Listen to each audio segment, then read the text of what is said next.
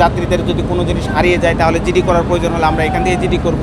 কারো কোনো জিনিস পাওয়া গেলে আমরা এখানে সংরক্ষণ করব, রেজিস্টার মেনটেন করবো এবং কেউ খুঁজতে আসলে তাকে আবার আমরা এখান থেকে যেন হস্তান্তর করতে পারি। তো আমরা অত্যন্ত সুষ্ঠু, সুন্দর এবং নিরাপত্তার মাধ্যমে যাত্রীদেরকে তাদের বাড়ি পাঠানোর ব্যবস্থা করতে পারছি। তো আজকে ষষ্ঠ দিনে বিভিন্ন ট্রেনে কিছু ভিড় দেখা যাচ্ছে।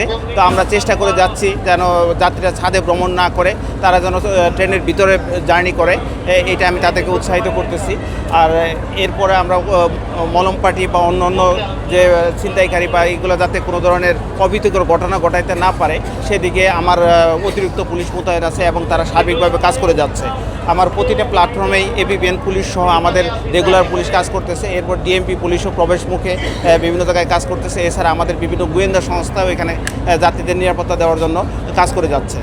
আমাদের রেগুলার যে টিম ঢাকা রেলওয়ে থানার আছে সেই টিম তো কাজ করছেই, তার সাথে সাথে আমাদের অতিরিক্ত এপিবিএন পুলিশ মোতায়েন করা আছে। এর সাথেও আমাদের রেলওয়ের জেলার যে অফিস স্টাফ আছে তাদের সকলকে স্ট্যান্ড বাই ফোর্স হিসাবে প্ল্যাটফর্মে মোতায়েন করা হয়েছে যেন কোনো ধরনের অপ্রীতিকর ঘটনা ঘটতে না পারে।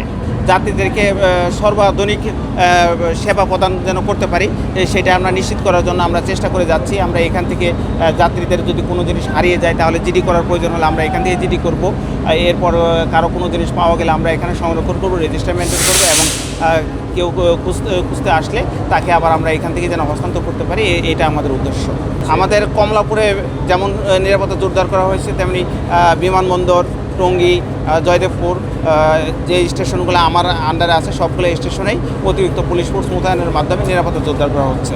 আপনি কিছুক্ষণ আগে যদি দেখে থাকেন তাহলে দেখবেন যে আমি আমার যে টিম আছে এই টিমগুলো নিয়ে তাদেরকে নামানোর চেষ্টা করেছি, তাদেরকে বোঝানোর চেষ্টা করেছি যে ছাদে জার্নি করা এটা খুবই বিপজ্জনক এবং খুবই ঝুঁকিপূর্ণ। আপনারা ঝুঁকিপূর্ণভাবে ছাদে ভ্রমণ করবেন না, তাদেরকে আমি বারবার মোটিভেশনাল স্পিচ দিয়ে নামানোর চেষ্টা করেছি এবং করে যাচ্ছি।